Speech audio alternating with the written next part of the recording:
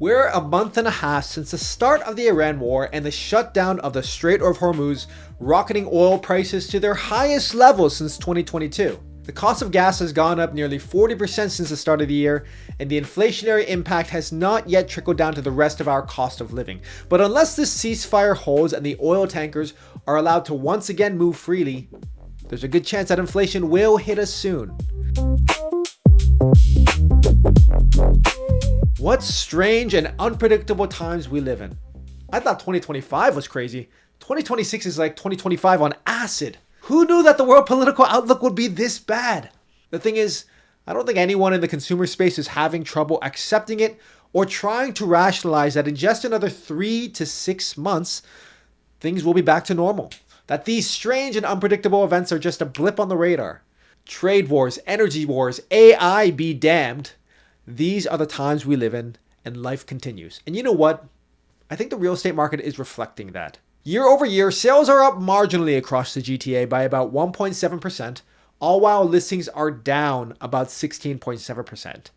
This means there are slightly more buyers, but a lot fewer sellers out there. Ordinarily, that will be a recipe for rising prices. Because higher demand with a lot lower supply. But the crazy thing is, prices have actually dropped by 6.7% year over year between both houses and condos. How could that be? Well, one big difference that I'm experiencing in this market is that a lot of buyers don't really have to buy. I mean, they probably have some interest or need to upsize or downsize or to move. Maybe some of them are renting and like the idea of eventually becoming a homeowner, but they don't have to do it now. And a lot of buyers are choosing not to do it now. While on the other hand, a lot of sellers who are choosing to sell now are accepting the reality of the world and that the real estate market's heydays are behind us. So the market urgency has flipped from buyer to the seller. And I can't speak for all buyers in this market, but for a lot of the buyers that I've been following up with, outside of looking at a home, getting them to put any offer on paper is like pulling teeth. And so this is resulting in a lot of sellers that are needing to sell within their timeline, having to discount their home, sometimes not just 1 or 2% under what the last comparable sold for, but to a price that buyers feel is a deal that they can't pass up. This isn't happening across the board for all properties. Some properties are still performing very well for this market, but when you combine careful buyers with worried sellers, whatever gets put on paper is worth considering. As an example, I recently sold a property for sellers who were undergoing a serious life change and they needed to sell within a couple weeks. They didn't have 4 months to sell, which is how long the last comparator took to sell in 2025.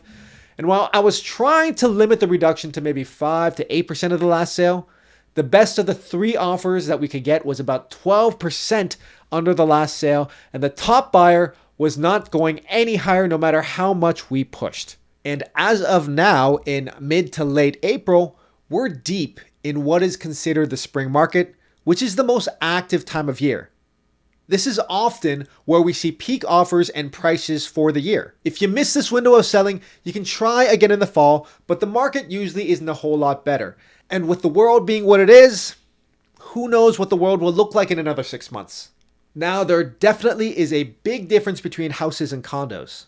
In the city of Toronto, freehold house prices are down about 6.1% year over year, while condos are down a whopping 9.5%. Condo prices have dropped so much in Toronto, it's hard to look at what's available and not wonder whether maybe it makes sense to buy a unit. I'm seeing spacious, livable units with parking in Airbnb-friendly buildings in walkable downtown neighborhoods very close to transit on the market under $500,000, which I have not seen in many years. Prices for some of these units are averaging between $500 and $800 per square foot.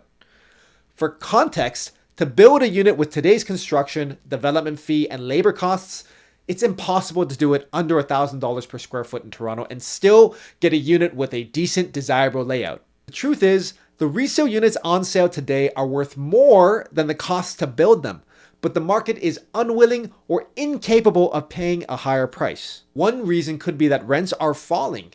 Canada is experiencing negative population growth, and oil prices are restoking fears of inflation.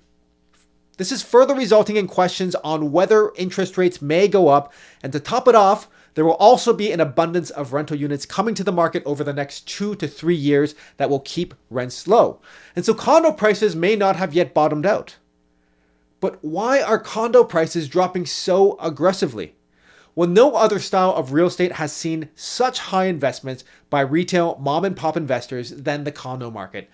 There are many older millennials, many Gen Xers that had first purchased a condo, then moved into a house and held on to one or two of their condo investments over the years. After refinancing, perhaps multiple times, they are now experiencing hardship and need to divest some of these investments to pay for their life costs. In most cases, they're not going to sell the family home first. They're going to sell the investment condo because they have no true need for that condo.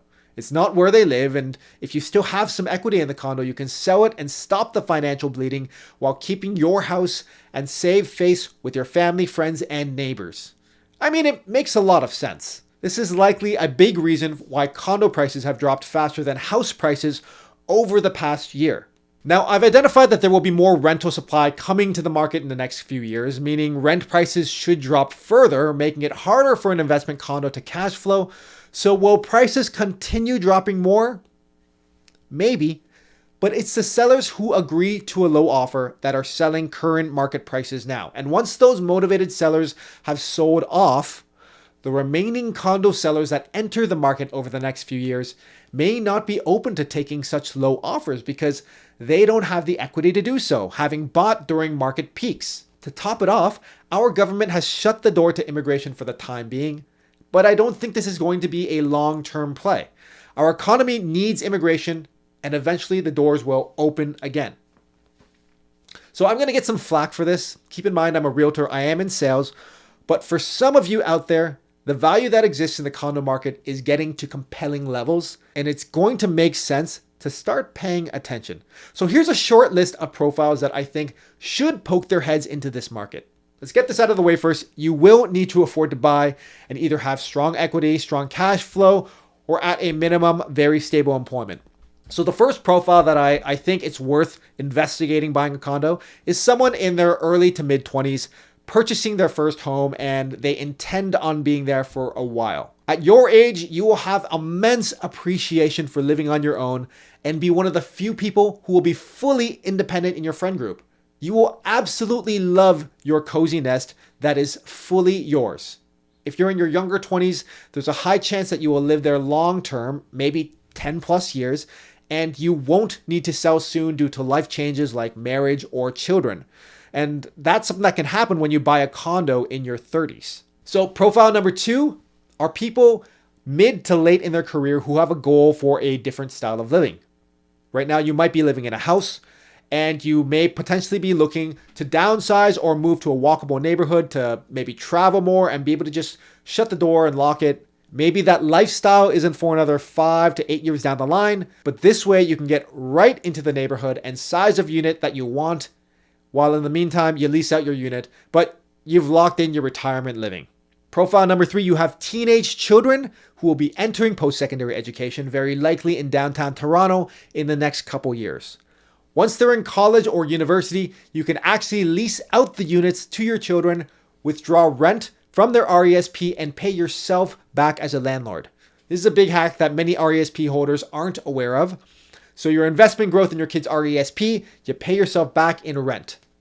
In the meantime, before your kids get into school, of course, you'd have to be a literal landlord for a couple of years, but once your kids graduate, maybe 5 to 7 years down the line, you can sell the units once the market has turned around. Profile number 4, you have young adult children who may or may not be employed, and you can purchase in cash through a line of credit or through maturity of some investment. With the cooperation of your adult children, you purchase the unit under their name as a gift. You register the unit as their primary residence, have them occupy the unit, and in maybe 3 to 5 years, when there is a market turnaround, whenever that may be, you sell for a profit, fully tax-free, because it was your child's primary residence. And at that point, your child gifts back the profit to you.